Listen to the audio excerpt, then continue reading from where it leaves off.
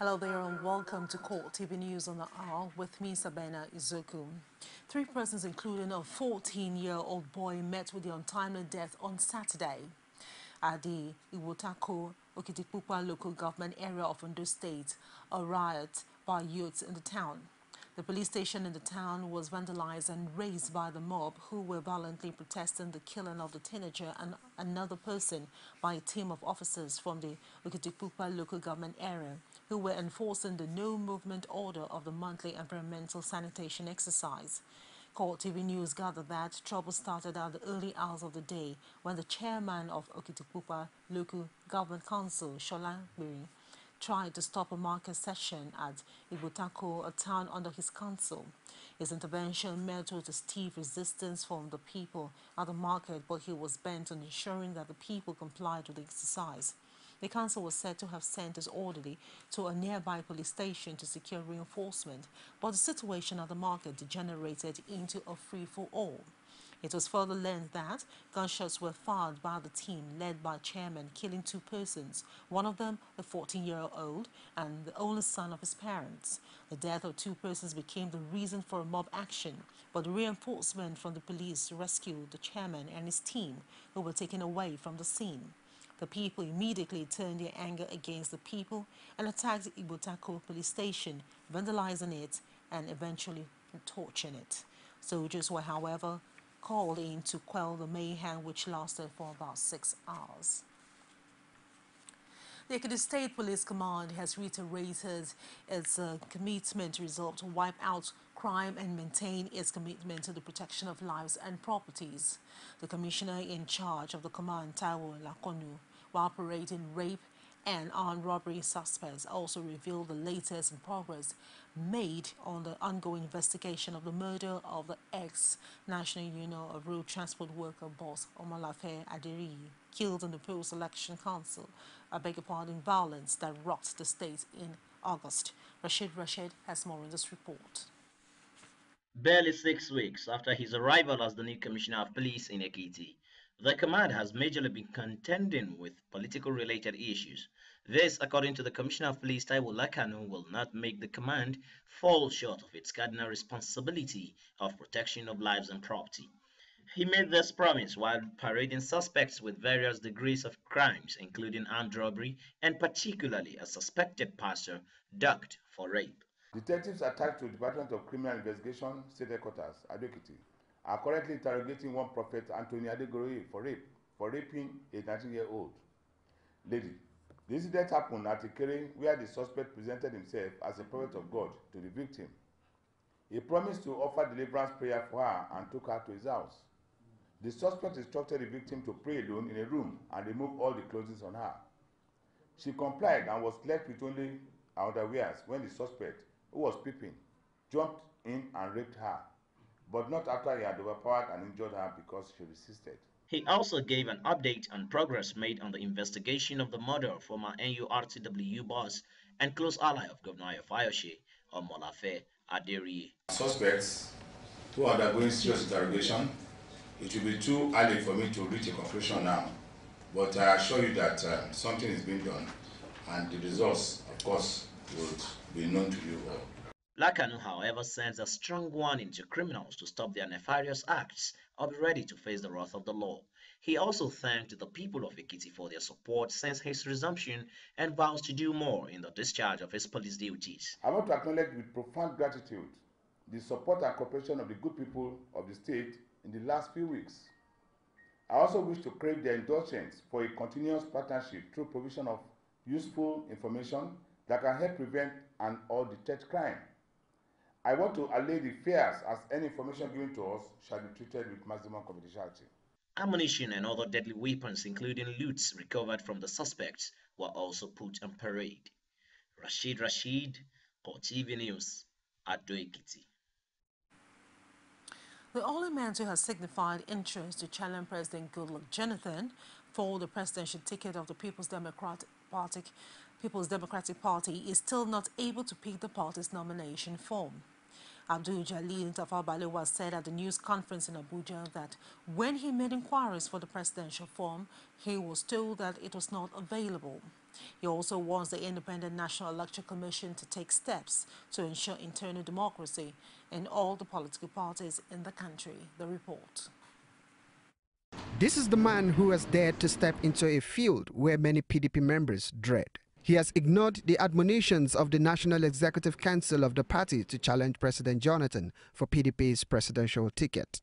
Abdul Jalil Tafawa Balewa is the son of Nigeria's first and only prime minister, but he says the party leadership has been frustrating his efforts to pick the nomination firm in spite of making his intention known. The nomination form, they said they don't have any at the moment. What we need to do and what we are doing is for others to know, for the whole country to know and beyond, that if the president has been announced that he's picking his nomination form next week, obviously there is one. If there is one, it should be mine. And although he does not seem to have a power base in the PDP, he says he deserves to be given the opportunity to challenge the incumbent for the party's ticket. Tafawa Balewa believes Nigeria's political parties are moving closer to what obtains in communist societies and wants INEC to take steps to ensure internal democracy. We've had so many different things going on to a point where we have not been able to create institutions. I know our democracy is supposed to be so young, especially this iteration that we're in. But without creating institutions, we will have no historical lineage in democracy. Everything that happens from the federal has to trickle down all the way to the ward. Everybody needs to be able to have some recognition whereby what happens at the presidency should be repeated at the state level, at the gubernatorial, should be repeated and happen at the senatorial, the state assembly, all the way to the wards. When you create some rules at the presidency and you create some other rules at the ward level, what do you think we're getting? Animal farm, where some animals are more equal than others. That is not democracy. And with only a week to the close of the deadline for interested individuals to pick nomination form, the medical doctor who used to be a staunch supporter of President Jonathan is running out of time. But he believes that PDP leaders will make the necessary form available to enable him contest against Jonathan for the right to fly the party's ticket. Voters in Delta State on Saturday turned out in large numbers to vote during the local government elections across the state. Experiencing enthusiasm about the turnout of voters, the Speaker of Delta House of Assembly, Peter Owosonya, urged politicians and voters to remain calm and peaceful. The lawmaker also advised both politicians and the electorate not to regard the election as a do-or-die affair, but to accept whatever was the outcome of the election in good faith. According to him, the losers should be able to congratulate the winners, and the winners should carry everybody along in terms of provision of dividends of democracy to the people. The Speaker commended the security agents for their efforts at ensuring peaceful election and total compliance with the restriction of movement in the state capital.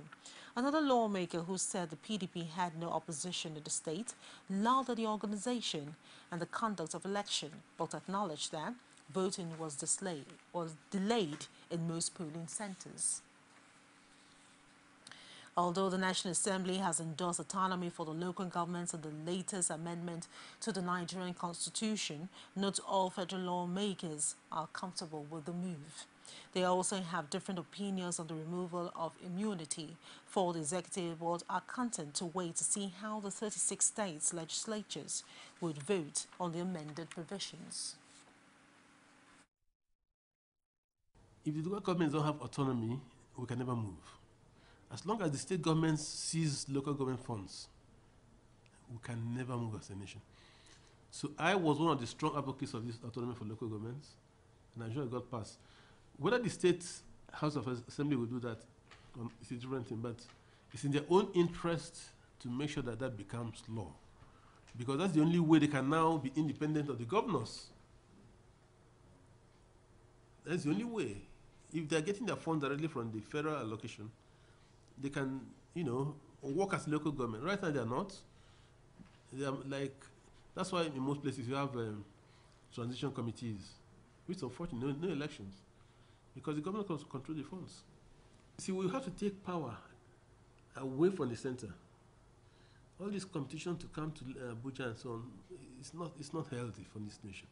Let us devolve power to the states, to local governments. Let development start from the grassroots. Local governments have a lot of things they can do, and they don't need anything. Because what they get is just enough to pay their salaries. The local government is never a tier of government. The federal system consists of only two tiers, the federal and the state component units. The local government is a component unit of the state, it's an appendage of the state. It's not supposed to be an independent, utterly independent, autonomous system where we are having within the state. There can't be two governments within the state. There can't be two governments within the state. So are you saying that each of the local governments will have its own head of service? Each of the local governments will have its own scheme of service, will have its own, we have its own salary, wage, and bills. All of these things are things that we have to look at. We have to go beyond the emotions when we look at issues politically. The Osun State government wants residents in flood-prone areas to relocate. That comes up after the news. Stay with us. Glad to have you join us for another edition of The Political Arena, the most detailed and incisive political show. If you are a sitting governor and the opposition is able to stomach structure against you, that means you are wicked to the people. Until the end of our time, I'm the legitimate authority to govern this country. Give me 20 minutes to move or they will shoot me. He has no chance for survival. If he likes himself, this is the best time to get out before he perishes. The PDP as a ruling party has failed. So anybody who thinks that government will fold his hands and allow miscreants to take over the streets of Osun State and cause havoc is deceiving himself. The good, bad, ugly, and beautiful sides of the Nigerian political system. Join me every Sunday at 9:15 p.m. on CoreTV News. Welcome back to the news. For more information, you can reach us on our social media platform on facebook.com/CoreTV News and on Twitter at CoreTV News NG, on our YouTube, youtube.com/CoreTV, with a space and the news. The Osun State government has warned residents of looming flood crisis following persistent rainfall across the country. The special advisor on the environment to the state governor, Bola Ilori, issued a warning while answering questions from journalists in Osogbo, the state capital. He, however, said the state government had embarked on the dredging of waterways up to 225 kilometers in order to allow the unhindered flow of water. We've embarked on heavy dredging of the waterways since the advent of Ogbeni's administration. But the volume of rain this year has been massive. And particularly in the last 2-3 weeks, it has been raining ceaselessly. For this reason, we are appealing to our people to move away from the floodplain. We are doing everything possible to ensure that there will be no flood disaster. We are happy that in the last 4 years, we've not witnessed any flood disaster. And we are concerned about the health and safety of our people, to really advise our people to move away from the floodplain in the state. Ilori also called on the residents to quit flood-prone areas ahead of plans by the government to open dams in the state. And cumulatively again, because of the volume of rain, we will be opening our dams. And that's a major development. So for that reason, we've taken all the necessary precautions that we could, but we need the cooperation of our people to ensure that nothing goes amiss by ensuring that they don't stay at any place that could give any form of problem or hindrance in the state. So we are concerned. We've dredged a total of 250 kilometers of waterways, and that's why there has been no disaster so far. All our primary drains now are filled to the brim.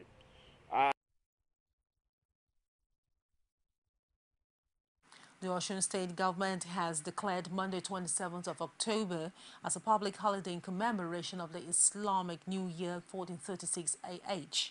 The state governor, Rafareg Bashala, joined other Islamic faithfuls at the program to herald the occasion at the Oshogbo Township Stadium. Areg Bashala, while wishing Muslims a Happy New Year, stressed that no religion preaches violence. Hence, the need for everyone to always allow peace to reign supreme in the society. With the theme of this year's celebration as Building an Ideal Islamic Home. The governor and other Islamic scholars at the event urged Muslims to imbibe the lessons of the occasion by staying away from sin. They also admonished Muslims and non-Muslims alike to build ideal families for a better society. All faithfuls of whatever beliefs must refrain from anything that will stimulate crisis, that will promote violence, that will destabilize human community, settlements, and abode. Islam provides opportunity for a way of solidifying the home, because when the home is properly solidified, when we have a good foundation from home, the society will be better and it will be good for each and every one of us. Patience and perseverance. The Prophet was very, very patient and he persevered. And that is what he wanted to imbibe in all Muslims, so that we now take a kind of example from him. Meanwhile, the Women Committee of the Nasir Lahil Patil Society, otherwise called NASFAT, has donated gift items and hospital equipment to the Lagos Island maternity as part of humanitarian service to mark the new Islamic calendar year. Shei Aduguki brought back this report and is presented from our studio.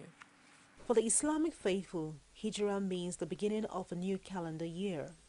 The national women leader of NASFAT, Nofisat Arungudade, says it is important to reach out to the people irrespective of religion. Alhamdulillah, with Nasrullah Al-Fatih Society, we've been to orphanage, we've been to everywhere, we never discriminate. We just, their desire is that our welfare should be spread to all.